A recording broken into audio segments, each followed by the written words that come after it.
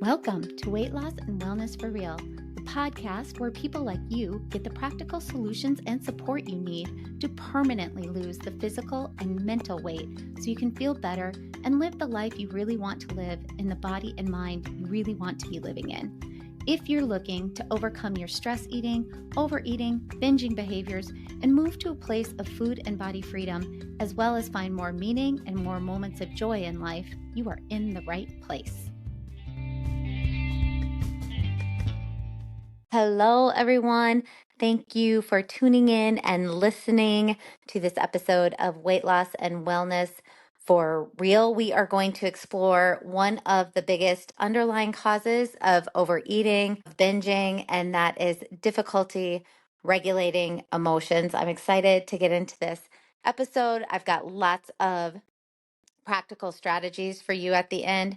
Well, not lots, but a few that you can put into practice right away to really help you work on those and end those urges to overeat and or to binge. Before we get started, I just want to remind you that you can head over to my website, heatherheynen.com, and from there, you can sign up for a free monthly newsletter. It's a real short and sweet newsletter, all things very practical tips and tricks to really maintain wellness, health, well-being, mental, emotional, physical, spiritual. And I always include a high protein recipe in that newsletter, and then all kinds of links to products and services that help support this podcast.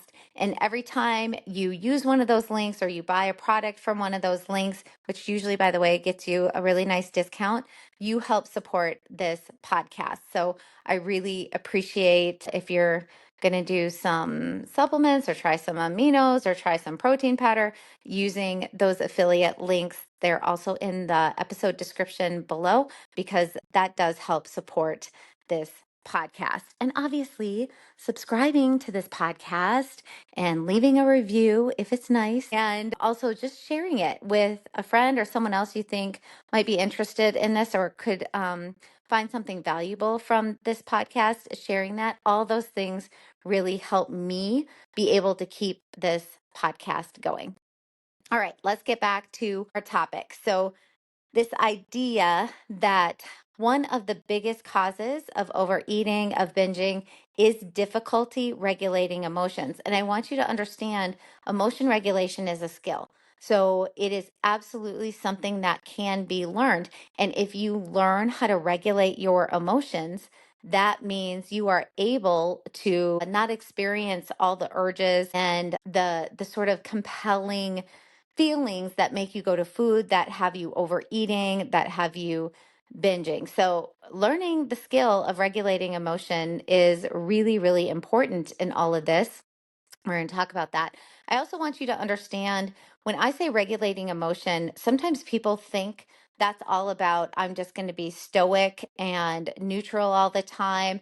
Like I never show my emotions, I don't feel my emotions. That's actually the opposite of regulating emotions. Regulating emotions is about acknowledging your emotion, naming it, allowing yourself to feel the emotion, and also knowing when that emotion maybe is, what do I want to say, not like a reality. Sometimes we feel such big emotions and the reality of what's going on doesn't really account for those big emotions. And so it's learning to discern, I am feeling this emotion and it's a signal I need to do something. I need to react to it. I need to respond to it. Or it's the discernment is also understanding sometimes emotions just come on so overwhelming and big and they mean nothing. There's no reason for them. So emotion regulation is learning that discernment between those two things. It is also learning how to respond to the emotion that we're feeling versus react to the emotion that we're feeling. So again, regulating emotions, that's not just about being numb and neutral. It's really about learning appropriately how to feel your emotions. They're still important. How to discern your emotions, like what are they signaling? And then learning how to respond to those versus react. Many, many people struggle with this. It often leads to, for many of us, feeling out of control with food. You could, when I say food in this episode, you could insert the word alcohol, drug, over shopping, over scrolling, whatever. But I want you to know you are so not alone in this. And there is a path forward, is a way to stop the overeating, to stop the binging, to stop the drinking. We're going to explore how learning to manage emotions can really reduce the urges to do those things we actually really don't want to be doing. So let's start with this very simple truth. Food becomes a coping mechanism when emotions just feel too big to handle. I call it flooding. It's when we get flooded with emotions, and I'm a flooder. I get flooded. I feel really big feelings. I'm a big feeler. So there were times before I understood all this, my emotions just felt so overwhelming and so big. And think about it. When was the last time you reached for a snack, not because you were hungry, but because you felt maybe stressed, sad, anxious, bored? It's like trying to put out a fire with a blanket. You're trying to smother intense emotions, uncomfortable emotions with the comfort of food, but the flames never quite go out. And this is the problem. So I want you to imagine for a moment that your emotions are like a big, colorful beach ball. Okay. We've all played with those in a pool somewhere, maybe out on a beach somewhere. So those, that big, huge, colorful beach ball. And when you're feeling strong emotions, whether it's anger, sadness, loneliness, frustration, strong what we would define as negative emotions, this beach ball pops up on the surface of your mind. And what do we often do? We push it back down hard, trying to keep it underwater, trying not to feel it. And you can hold it down for a while. You can hold that beach ball down for a while underwater, but eventually that beach ball shoots up with such force. And this is how emotions work when we try to suppress them with food, with drink, with something else. They come back stronger, often leading to those moments when we feel we can't stop eating. So, overeating is like that moment when the beach ball bursts to the surface. It's the pressure release. You may find yourself reaching for food to soothe, distract, or really just numb the intensity of your feelings. Okay, so why does this happen? When we don't have tools to regulate our emotions, when we don't have the skill in place, we rely on habits like eating to give us temporary relief, like smoking, like over drinking, like over scrolling, like over shop, you name it. We rely on habits to give us temporary relief. And we want to feel better for a moment. But then you know the deal, you know the cycle until the guilt and frustration and shame and all of that set in. This cycle repeats. We feel stuck, thinking food is the problem. But the root issue is the emotional overload that we have not learned the skill or practiced the skill enough in order to manage this emotional overload. So I'll share a story with you from my own life. There was a time when I would turn to food after really difficult days at work, after, helping others all day long. I really had this sense like I was emotionally drained. And then I was a single mom coming home to a kiddo, all the things. And without even thinking, I'd find myself in the kitchen eating more than I needed, more than I intended. It wasn't until I realized that what I really needed was rest and emotional space. That was what I needed in those moments, that I was able to pause and ask myself, am I truly hungry or am I just overwhelmed? And this leads to an important point: emotional awareness. The first strategy to reduce your urge to overeat is becoming aware of your emotions. And this might sound simple, but so many of us do not actually stop to name what we're feeling. And I cannot express to you the power in this, the power of naming your emotions. Now, I've got a little course that I've assembled. It's pretty low in price because there's no video. It's just, it's like written textbook worksheets, examples, journaling prompts, it's interactive. But I talk about this in there and I take you through a module on this, why it's so important and how to do it, how to just name that emotion, name what we're feeling. Okay, so you can try this. Before you eat, take a pause. And you might need to leave some sticky notes to remind yourself to do this. Ask yourself, what am I feeling right now? It could be sadness, loneliness, boredom, or even joy. That is there too. We have positive emotions as well. Give the feeling a name. Labeling emotions really takes the edge off their intensity. And like I talk about in that course, we have tons of research behind this. We know this for a fact. Just naming the emotion takes the edge off the intensity. It's like letting a little air out of that beach ball. By the way, this is also if you have little kids or bigger kids, you want to give them language immediately to their emotions. You have a kiddo who's temper tantruming and they're verbal. Teaching them to name their emotions can help reduce those temper tantrums. Again, lots of research on that. All right, so here's a real practical tool. I call this the HALT method. I don't know.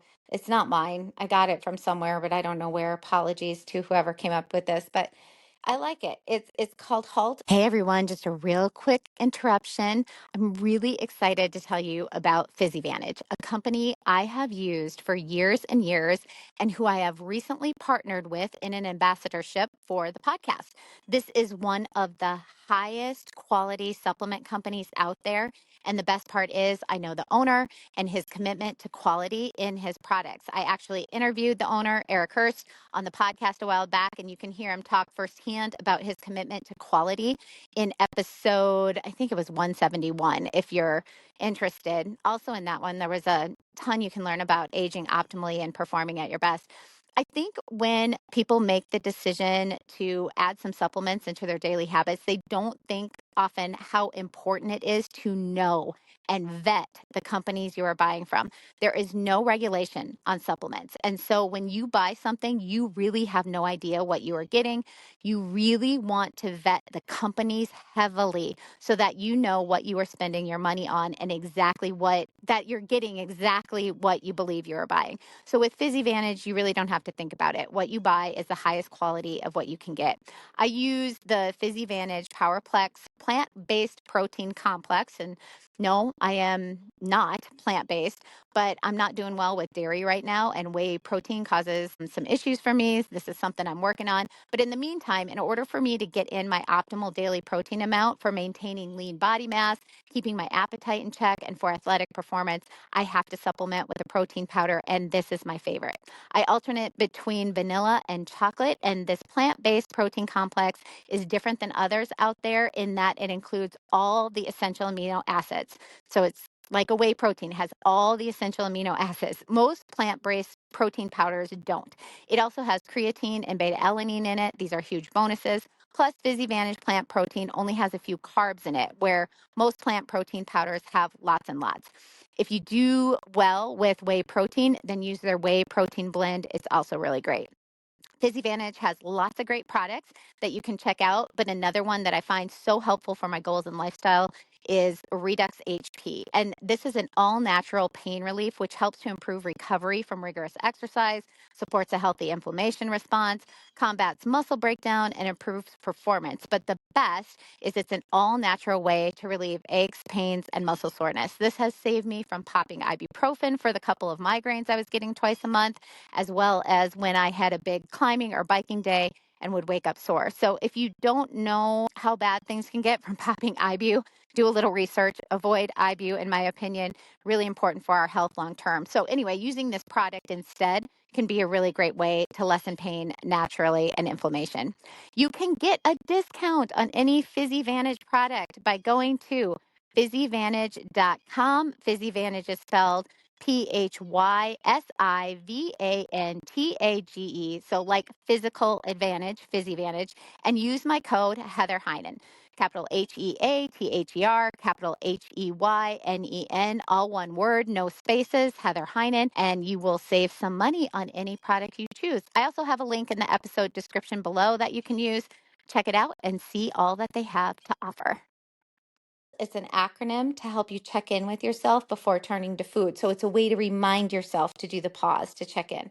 So the H in HALT stands for, am I hungry? Hungry. Am I hungry? The A is, am I angry or anxious? Angry or anxious?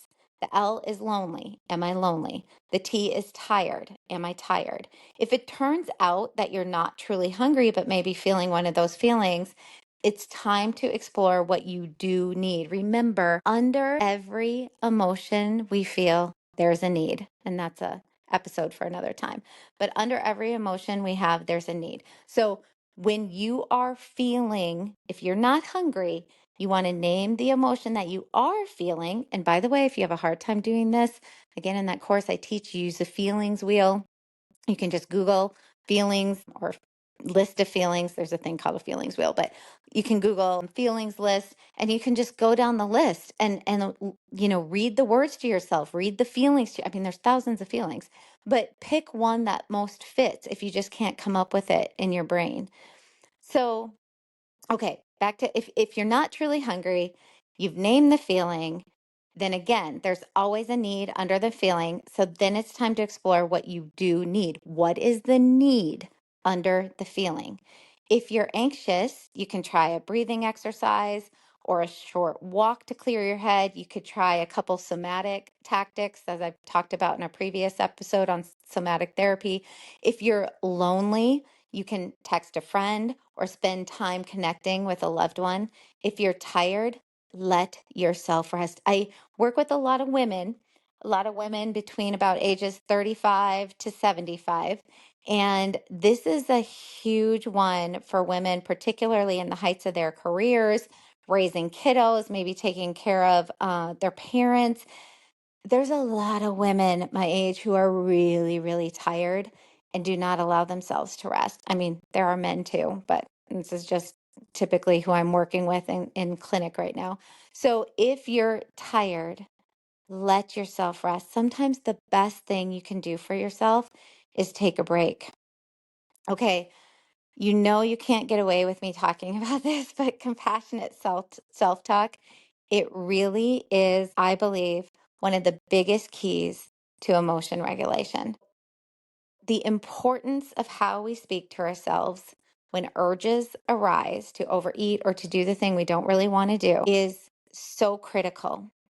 So often we are so harsh and judgmental to ourselves. We say things like, why can't I stop eating? What's wrong with me? I'm such a horrible person. I'm just disgusting. I have no willpower. But this kind of thinking, this kind of talking to ourselves only makes things worse. So imagine if you were talking to a friend who's struggling. You would never tell them that they were a failure. You'd encourage them with kindness and patience. So the next time you feel the urge to overeat, really work on practicing that compassionate self talk. I'm feeling really overwhelmed right now, and that's okay. It makes sense that I would want comfort in this moment. It's okay to pause and take a moment to feel what I'm feeling. All right, emotion regulation strategies. Let's dive into a few real practical strategies to help you regulate your emotions before they can spiral into urges to overeat, overdrink, or whatever the thing is you're trying not to do. So, first of all, yep, mindful breathing. When emotions start to feel overwhelming, take a moment to breathe if you can. I know sometimes in those moments when we're flooded, when we're feeling overwhelmed, we can't even think about this. But if you have some of your frontal lobe still online, some of your executive functioning, you can engage in this. So, try inhaling for 4 counts, hold for 4, and then exhale for 4 and hold for 4. So, again, inhale for 4, hold for 4, exhale for 4, hold for 4. This is called box breathing. It activates your body's relaxation response and will help you to stay grounded in the moment so that you can think a little bit clearer. Another one that works that I always talk about is inhaling through the nose for a count of 3, exhale through the nose for a count of 6. You could also do inhale for a count of 2, exhale for a count of 4. Just double that exhale, and that also will activate the body's relaxation response. Okay, also journaling. Writing down your feelings can really provide a release. So when you notice the urge to eat, grab a journal, grab a notebook, grab your phone and put it into your notes. Write what's on your mind. And this helps to process the emotions through the body rather than pushing them under, like that beach ball. It really helps to just allow that beach ball to float on the surface of the water and really go through the process of processing those emotions through the body. Remember, emotions are energy, emotions, energy and motion. So literally they are physical sensations, energy within your body. You need to process them so they're not stuck. Okay, another one, movement, physical activity can shift your emotional state. In those moments when I was overwhelmed, obviously I did not want to do a workout or something, but a short walk, just some light stretching on the ground, or even dancing in your living room just for a minute can help dissipate intense feelings and redirect that energy in a positive way. Here's another one. I don't know if I've ever talked about this one, but it's a tool that I offer some of my clients. It's called a distraction box. So create a box or list of activities you can turn to when you feel an urge. So include things like drawing, reading, knitting, taking a bath, anything that gives you some comfort without involving food. Because often, you remember we talked what's the need under the emotion? Most often, it's going to be comfort in some way. So how can you give yourself some comfort without food? Okay, so as I'm wrapping up today's episode, I want to leave you with this thought. The urge to overeat is not a failure, it's a signal. It's your body and mind telling you that something deeper needs attention. And while food might offer temporary relief, learning to regulate emotions gives you the lasting peace you are really searching for. Remember, it's a journey. Each time you pause, check in with your emotions, name your emotions, and choose to respond in a new way, you are building a stronger, healthier relationship with yourself and with food. Thanks for joining me today. If you found this episode valuable in any way, I really encourage you to share it with a friend who might also benefit from this compassionate approach. Take care of yourselves. I'll see you next time. We will talk soon.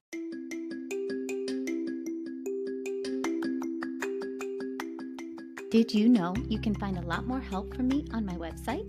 Go to heatherheynen.com. Heynen is spelled Heynen, and there you will find links to my online courses, how I work with clients one-on-one, as well as online with my coaching and counseling services that I offer.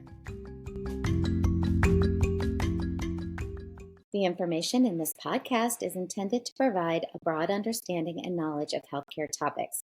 This information is for educational purposes only and should not be considered complete and should not be used in place of advice from your physician or healthcare provider.